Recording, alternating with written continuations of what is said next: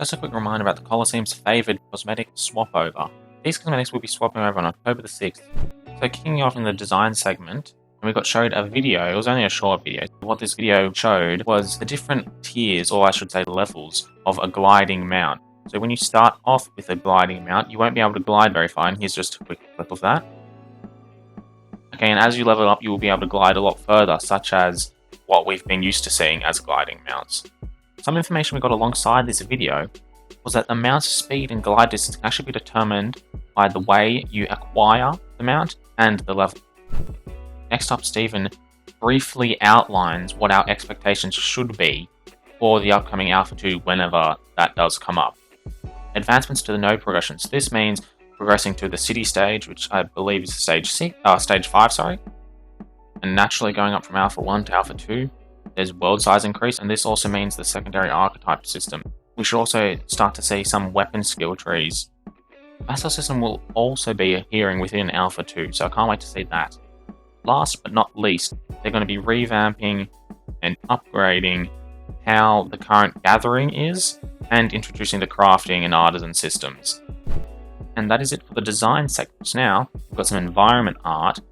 So firstly, kicking off in the environment art segment, what we got shown is some concept art. So they started off by showing two different images of a volcano landscape. Next, we started getting shown some 3D objects. There were near defensive barriers, fireplaces still in work in progress, podiums for the deniers, bridges, and finishing it off with the denier, there were some shop signposts.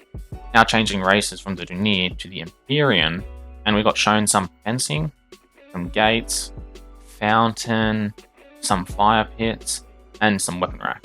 Now progressing from the environment art and now onto the character art, and there are a lot of finished artworks and 3D models. Starting off the character art with an absolutely amazing model is this cat mount that we will be able to get in-game. Next we got shown the Black Sight Watcher, and with it we got shown some Raven variants. Then moving on to a mount, and that is the Carmine Chameleon. Now transitioning away from some pets and mounts, we're going on to some pieces of gear. So we've got the Greaves of Pride finished. We've got this cosmetic potion. It is a cosmetic that you will be able to place onto your belt or your backpack. Then we've got this insane ring, and that is the Coil of Crackling Skies. This is absolutely beautiful. Now we've got a full outfit, and that is the Lorica Vindicta. This is really cool. It's got that Romanesque kind of vibe, Sparta.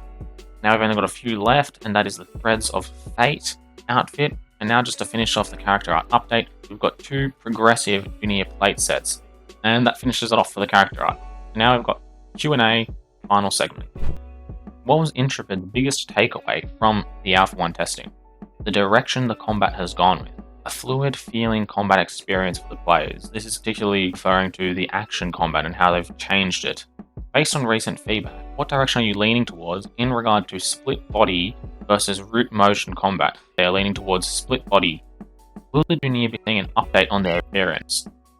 Yes, so coming up in this next month, we might not see the complete changes to their appearance, but we will definitely see something related to this change. Will the shorter orcs, the Vec, be as short as dwarves, or will they just be slightly shorter than the Renkai, the other orcs? They're going to be in between them both. Our stat points for our character are going to be based on our class. This means that when we level up, we get given an automatic amount of stat points based on our class, or will we be able to allocate stat points ourselves when we level up? It will be the former for the most part, but you will be able to apply tattoos to migrate stat points from one stat point to the other. And now the final question for Q&A, and that is, based on risk versus reward and PvP flagging not working on caravans, what does a player risk when they actually attack a caravan? So they risk multiple things, such as gear degradation that occurs on death.